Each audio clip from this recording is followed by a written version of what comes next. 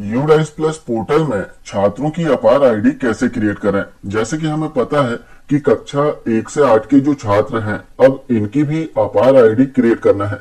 क्योंकि पूर्व में यदि हम देखें तो कक्षा 9 से 12 के छात्रों की अपार आईडी क्रिएट करना था और इसके ऑप्शन स्कूल के लॉगिन में दिए गए थे, लेकिन अब वर्तमान में कक्षा 1 से 8 के छात्रों की भी अपार आईडी क्रिएट होगी और इसके ऑप्शन स्कूल लॉगिन में दे दिए गए हैं। आइए देखते हैं कि अपार आईडी कैसे क्रिएट करना है, इसमें हमें कौन कौन सी समस्याएं आ सकती है और इन समस्याओं का समाधान हमें कैसे करना है। साथ ही इसमें जो सहमति पत्रक है वो कैसे भरना है, इसकी संपूर्ण जानकारी आज के वीडियो में हम देखेंगे। तो इसके लिए सबसे पहले तो हमें किसी भी ब्राउजर में यूडाइस प्लस पोर्टल ओपन कर लेना है। पोर्टल ओपन करने के लिए एड्रेस बार में टाइप करें udisplus.gov.in। इतना टाइप करके इसे सर्च कर लें। जैसे हम सर्च करेंगे हम पोर्टल के होम पेज पर आ जाएंगे।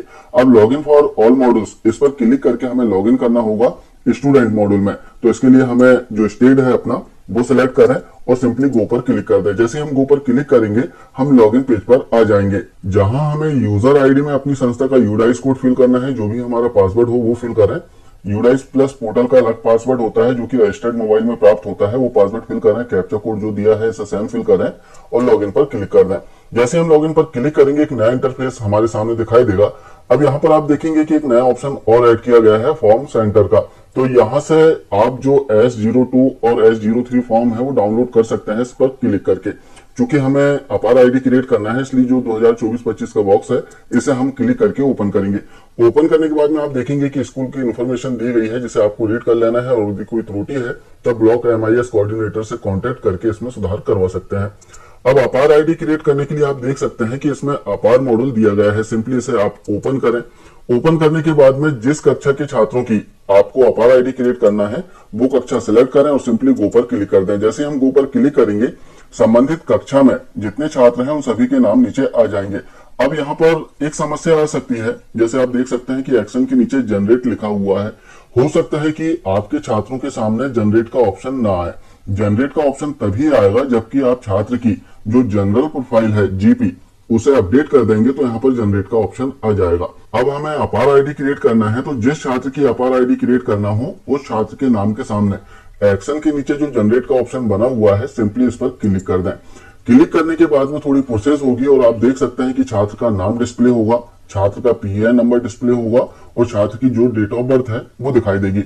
इसके अतिरिक्त नीचे आप देखेंगे कि आधार नंबर के लास्ट के 4 डिजिट आपको दिखाई देंगे और आधार कार्ड में छात्र का किस प्रकार से नाम लिखा हुआ है वो भी दिखाई देगा। अब यदि इसमें किसी प्रकार का सुधार करना हो तब आप इस चेक बॉक्स पर क्लिक करके सही आधार नंबर और आधार नंबर में जैसा नाम है वैसा यहाँ पर फिल कर सकते हैं और यदि सही जानकारी है तो चेक बॉक्स को अनचेक रहने दें। तो इस प्रकार से 2 जानकारी हमने देख लिया। अब अपार आईडी क्रिएट करने के लिए इसमें सहमति पत्र भरना होता है। जैसे आप देखेंगे कि नीचे सहमति पत्र दिया गया है। जैसे इसका PDF हम देखें जो कि साल स्तर पर आपको फिल करके संधारित करके रखना है पालक का सहमति पत्र, जिसमें माता पिता या फिर जो भी कानूनी अभिभावक है उनका सहमति पत्र आपको रखना होगा। जिसमें आप देखेंगे कि विद्यालय का नाम लिखा हुआ है और यहाँ पर जो माता पिता है या फिर पालक है उनका नाम आएगा, नीचे विद्यार्थी का नाम। इसके पश्चात में जो पालक है वो कोई पहचान पत्र देंगे। 5 प्रकार के दस्तावेज हैं जिसमें Aadhaar card, PAN card, driving licence या फिर पासपोर्ट। इस प्रकार से हम देखें एपिक नंबर, इस प्रकार से हम देखें तो 5 दस्तावेज हैं, उनमें से कोई एक दस्तावेज वो देंगे और उसी पहचान पत्र का जो क्रमांक है, जो संख्या है वो नीचे यहाँ पर फिल करना है, लिखना है। और इसके बाद में नीचे आप देखेंगे कि जो पालक, अभिभावक, माता पिता है वो हस्ताक्षर करेंगे।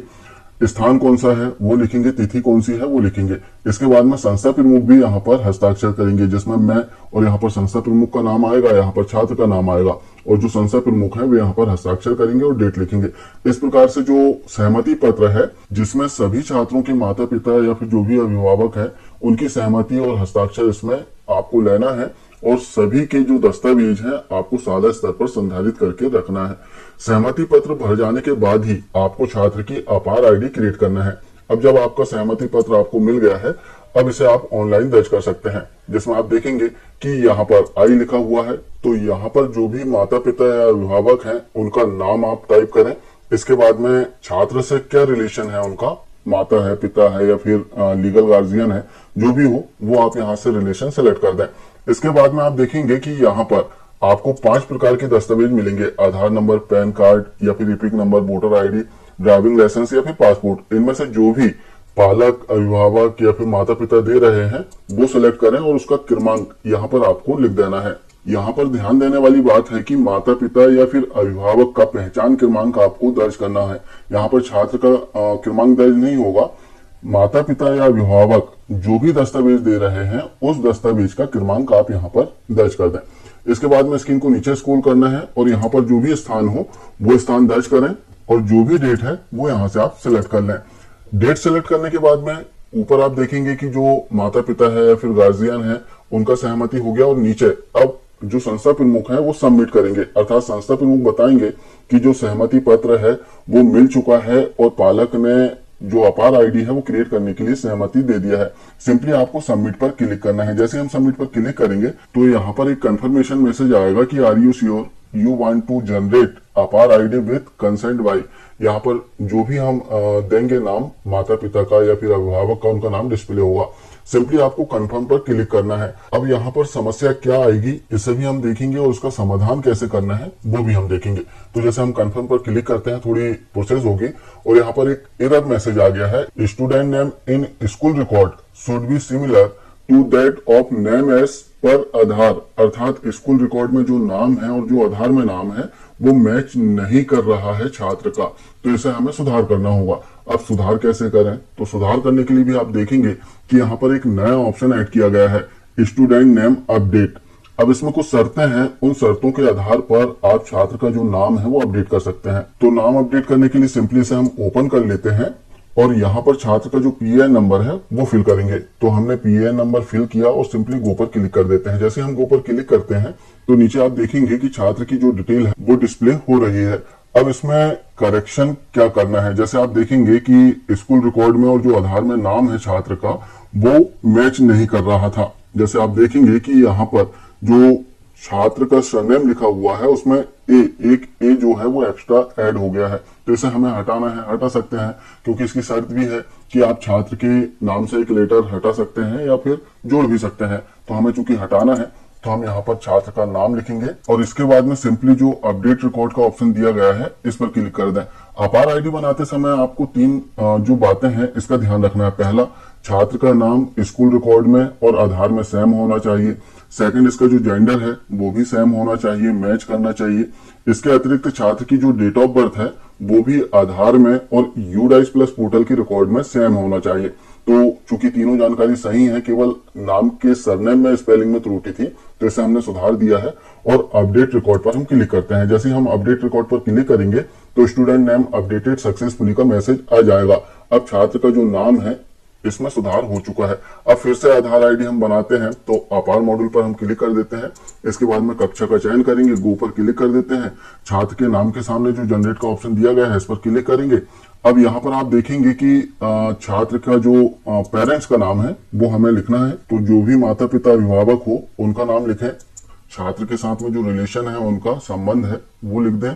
इसके बाद में पालक जो दस्तावेज दे रहा है आपके पास में, वो दस्तावेज सिलेक्ट करें। उस दस्तावेज का जो क्रमांक है वो आपको यहाँ पर लिख देना है और स्क्रीन को नीचे स्क्रॉल करके आपको प्लेस यहाँ पर फिल करना होगा और अगले बॉक्स में आपको डेट सिलेक्ट कर लेना है। तो जो भी डेट हो वो सिलेक्ट करें और लास्ट में जो प्रधान पाठक हैं, जो संस्था प्रमुख हैं, उनके द्वारा सबमिट किया जाएगा। तो जैसे हम सबमिट पर क्लिक करते हैं तो फिर से कंफर्मेशन के लिए मैसेज आएगा, आपको सिंपली कंफर्म करना है।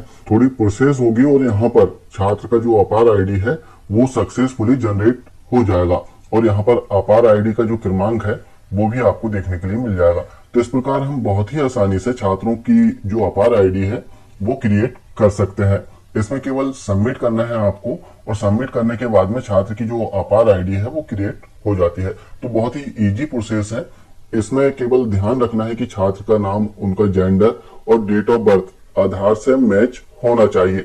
यूडाइस प्लस पोर्टल में और आधार में दोनों जो डिटेल है वो एक समान हो, तभी आप अपार आईडी क्रिएट कर सकते हैं। तो आशा है जानकारी आप समझ पाए होंगे।